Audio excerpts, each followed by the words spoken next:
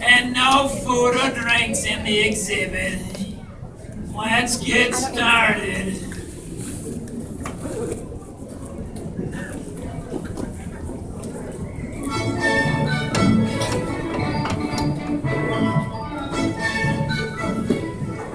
At Pixar, on any given day, we're working on various stages of many films. But it all begins with an idea. For example, Toy Story could have started like this. When kids leave the room, the toys come to life. See, I always knew that my toys did that.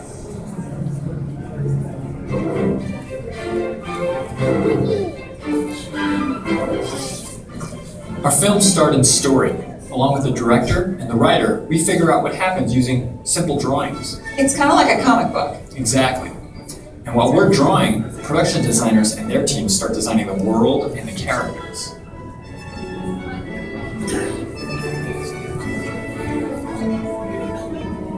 While they're painting and drawing and sculpting, our storyboards go to editorial, where they string together all the drawings that we've created. We time them out, add music, dialogue, and sound effects. He was the only one who knew what the heck was going on! And as these shots go through each stage in production, we'll update this scene over and over again. And this is where the science and the math come in. What the heck was going on? What's next? Pipeline. We're ready to start making the film you'll see in the theater, and this happens in a particular order. It's time for our technical artists to figure out how to create the movie in the computer. I've been here for 9 years, and I still have no idea how you guys turn our drawings into the finished film. To be honest, something stumps us on every movie. Hey, Galen.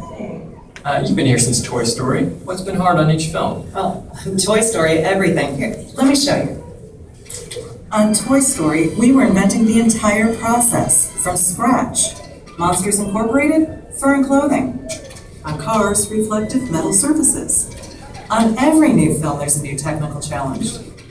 On Inside Out, we had to deal with a character made of glowing particles, and it took lots of people to figure out just that one thing. Whoa, what is she made of?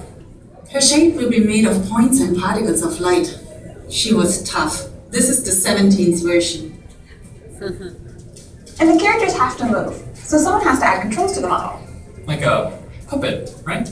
Yes, except instead of strings, our animators will use a computer program to move the characters in a digital world. Next in the pipeline, sets. So for Cars 2, you built the entire city of London? We needed a huge chunk of the city because Mater and McQueen speed through it. So we figured out how to grow buildings with enough variation for them to look real.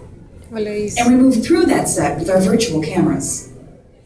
Next up, animation. I do know what the animators do. They bring the characters to life. You see how she's moving but her clothes and hair are missing? Adding and moving those elements is going to be someone else's job further down the pipeline. And by somebody else, I mean me, and about 20 other simulation technical artists. Where are you getting all these shirts? We have to build everything you see, including the textures and surfaces, which help make the world and characters believable. Next up, lighting. Ironically, it's really dark in the lighting department. So when you start, there are no lights? No. Any source of light is something we have to add into the scene. In this shot alone, there are 230 lights. Last up, the render farm. A film is really a series of images, or frames. There's 24 of them every second. This is where we make the frames. Everything comes together here. All the art, math, and science.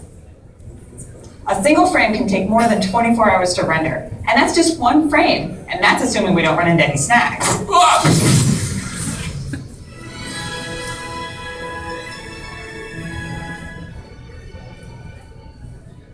It's always incredible seeing final shots. A simple line drawing I did becomes a fully realized world.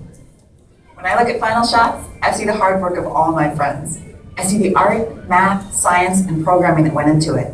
But we hope you don't see any of that. We hope you get lost in the story and characters. Oh my gosh! It's computer graphics pioneer and Pixar founder Ed Catmull. Can you wrap it up for us, Ed? Computers don't make movies, people do.